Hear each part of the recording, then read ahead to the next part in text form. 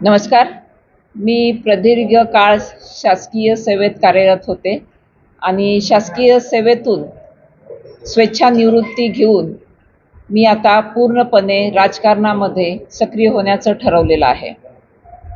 लोकनेते स्वर्गीय विनायकरावजी मेटे साहेब यांच्या दुर्दैवी अपघाती निधनानंतर सामाजिक जीवनामध्ये निर्माण झालेली पोकळी भरून काढण्यासाठी मी कार्यरत व्हावं असा सातत्याने माझ्यावरती दबाव होता.